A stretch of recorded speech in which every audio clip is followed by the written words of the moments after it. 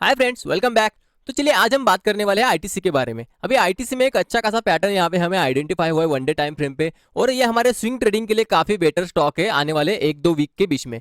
तो यहाँ पे चलिए इसका हम थोड़ा सा पहले टेक्निकल एनालिसिस कर लेते हैं। तो टेक्निकल एनालिसिस के लिए मैंने यहाँ पे लगाया हुआ है मंथली टाइम फ्रेम का चार्ट, यहाँ पे लगा है, और साथ में मैंने 20 ईएमए को लगाया हुआ है। तो देखिए यहाँ पे आपको पता है जैसे स्टॉक ने 280 का लेवल यहाँ पे क्रॉस किया तो यहाँ पे हमें अच्छी खासी रैली देखने को मिली हुई है।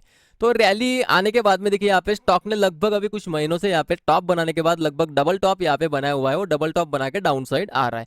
तो कहीं ना कहीं स्टॉक जो है लगभग टॉप तो इसने बन चुका है। ये जो रैली था, इस रैली का टॉप तो लगभग यहाँ पे 500 के आसपास में बन चुका है। तो अभी क्या करेगा स्टॉक, तो हमारे हिसाब से स्टॉक जो है यहाँ पे थोड़ा सा कंसोलिडेशन दिखाएगा। और अभी कंसोलिडेशन किस हिसाब से दिखा रहा है, तो यहाँ पे देखिए स्टॉक किस तरीके का यहाँ पे पैटर्न बना रहा है। ये मंथली टाइम फ्रेम पे इसलिए लगाया ताकि आपको थोड़ा सा इसका अच्छा खासा ओवरव्यू भी जाए। अभी ये देखिए यहाँ पे अगर एक लाइन अगर आप ड्रॉ करोगे इस तरीके का, तो ये हो गया आपका रिजेक्शन लाइन अपसाइड का। और सेम लाइन अगर आप यहाँ पे ड्रॉ करोगे तो ये आपका आ जाएगा डाउन साइड में। जैसे स्टॉक आ रहा है तो इस स्टॉक का ये लगभग ये पैटर्न है आपका बुलिश फ्लैग पैटर्न।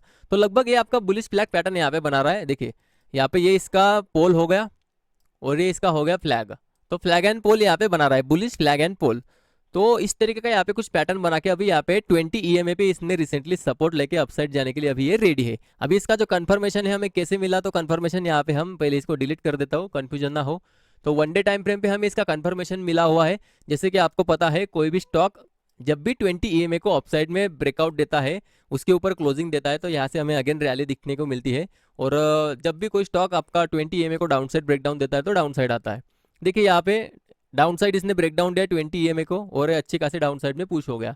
और अभी ये स्टॉक देखिए 20 ईएमए के ऊपर इसने क्लोजिंग दिया है। तो हमारा यहाँ पे एक्सपेक्टेशन ये है कि आने वाले कुछ एक दो हफ्ते में यहाँ पे अच्छी खासी हमें अपसाइड की रैली देखने को मिल सकती है। ज्यादा बड़ी नहीं, लेकिन 3 से 5% तक की यहाँ पे रैली थोड़ी बनती है स्टॉक की। अभी देखिए टारगेट्स कैसे निकालने हैं। टारगेट्स देखिए यहाँ पे एक लेवल निकल के आता है 415 का, ठीक है, 415 का।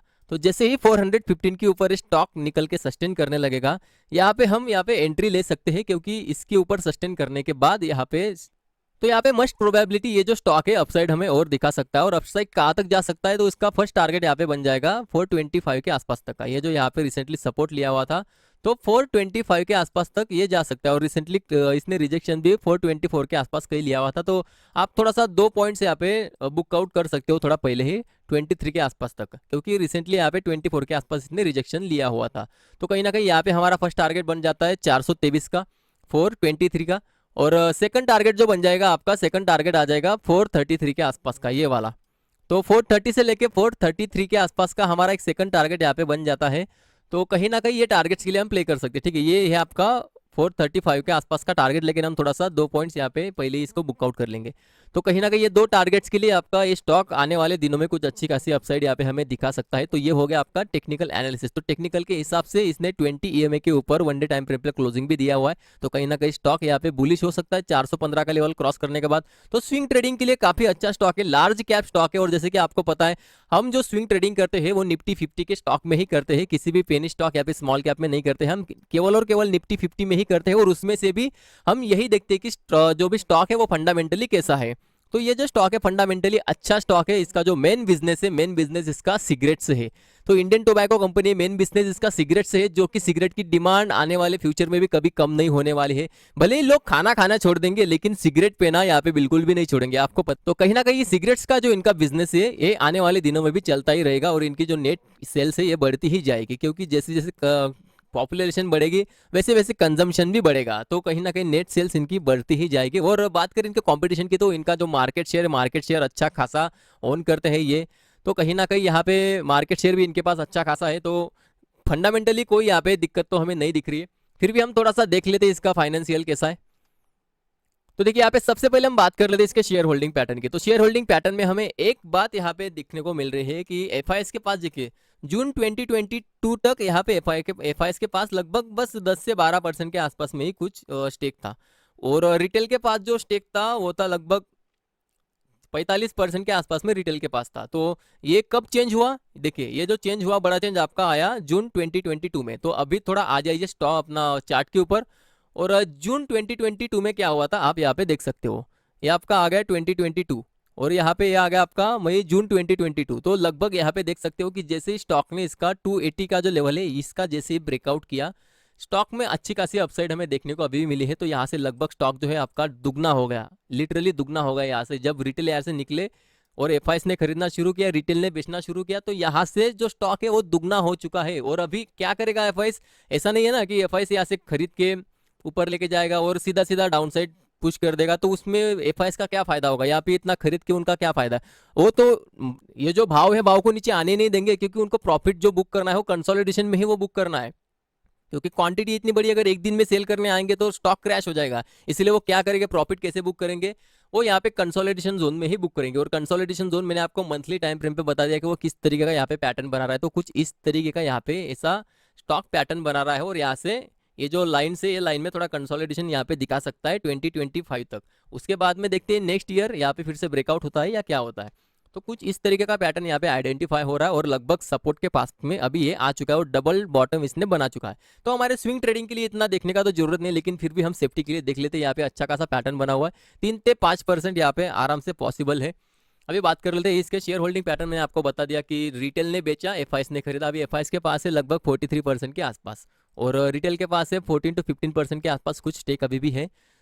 तो देखते आगे इसमें किस तरीके का यहाँ पे चेंजेस होता है शेयर होल्डिंग पैटर्न में। बाकी डीआईएस के पास जितना था उतना लगभग कांस्टेंट है उसके पास, और गवर्नमेंट के पास थोड़ा बहुत यहाँ पे स्टेक इसका है।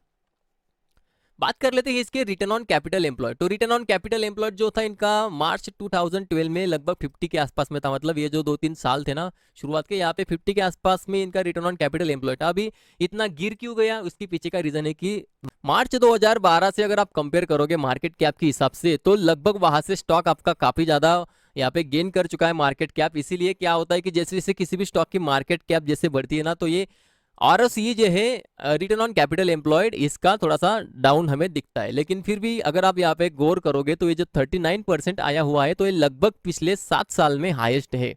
ठीक है, लास्ट टाइम जो था मार्च 2016 में ही था। तो मार्च 2016 के बाद में अभी ये 39% आया हुआ है। तो कहीं ना कहीं स्टॉक में अच्छा खासा हमें जंप देखने को मिला है रिटर्न ऑन कैपिटल एम्प्लॉयड में। तो हो सकता है कि स्टॉक आगे भी अच्छा करे, क्योंकि इसने अच्छा खासा 6-7 सालों के ऊपर में इसका आरओसीई गया हुआ है। तो अभी बात कर लेते हैं इसके मार्केट कैप की। तो देखिए इसका मार्केट कैप कितना है, 5,16,000 करोड़ का एक कंपनी है। तो छोटा कंपनी किसी भी लिहाज से नहीं है, ये बड़ा लार्ज कैप स्टॉक है। और इसका देखिए, ये तो ऑलरेडी हमने डिस्कस कर लिया। अभी देखिए रिटर्न ऑन इक्विटी 29.1%, काफी अच्छा है। फेस वैल्यू 1 है, तो यहाँ पे स्टॉक स्प्लिट होने के चांसेस कम है। स्प्लिट नहीं हो सकता क्योंकि फेस वैल्यू ओनली 1 है। डिविडेंड यील्ड अच्छी खासी, अच्छा खासा डिविडेंड भी देता है। तो अच्छा खासा स्टॉक है, बुक वैल्यू भी अच्छी है। तो चलिए अभी बात कर लेते हैं इसके हम current ratio and quick ratio के बारे में। तो करंट रेशियो जो है कंपनी का 2.84 है, और क्विक रेशियो जो है 1.98। अभी current ratio and quick ratio क्या है इसकी डिटेल में मैं वीडियो जरूर बनाऊंगा, लेकिन अभी शॉर्ट के लिए आपको बता देता हूँ कि ये जो रेशियो है, ये रेशियो बताते हैं कि कंपनी के पास कितने एसेट्स है और कितनी इसकी लायबिलिटीज है। तो अगर जो भी स्टॉक अगर उनका करंट रेशियो अगर 1 से अगर ज्यादा हो, तो ऐसा बोला जाता है कि उसके पास एसेट ज्यादा है, लायबिलिटीज कम है। और क्विक रेशियो भी सेम वही है, बस इसमें थोड़ा सा डिफरेंस है, मैं आपको समझाऊंगा। बस आपको समझना इतना है कि अगर 1 के ऊपर है तो कंपनी के लिए अच्छा रहता है, कंपनी के पास एसेट ज्यादा है, लायबिलिटीज कम है। तो ये ओवरऑल ऐसे समझना है आपको, डिटेल में आपको वीडियो में बता दूंगा। तो बाकी आईटीसी फंडामेंटली तो मुझे अच्छा लग रहा है, इतना कुछ यहाँ पे नेगेटिव नहीं है। और स्टॉक भी अच्छी खासी रैली दे चुका है, और रैली देने के बाद अच्छा खासा डिप भी यहाँ पे आ चुका है। तो हो सकता है कि यहाँ से हमें क्या है 3-4% आसानी से मिल जाए। तो ज्यादा नहीं कमाना भाई, बस 3-4% कमाना है, उसके बाद में नेक्स्ट स्टॉक देखेंगे। तो यही है स्विंग ट्रेडिंग का फंडा, ले फटाफट दे फटाफट। हमें ज्यादा लॉन्ग टर्म का यहाँ पे सोचना नहीं है, इन्वेस्टिंग पर्पज से सोचना है तो हम ज्यादा डिटेल में जाएंगे। लेकिन फिलहाल के लिए हमें बस स्विंग ट्रेडिंग के लिए चाहिए, तो स्विंग ट्रेडिंग के लिए स्टॉक काफी बेस्ट है। 3-4% आसानी से मिल जाएंगे भाई साहब 1-2 हफ्ते में।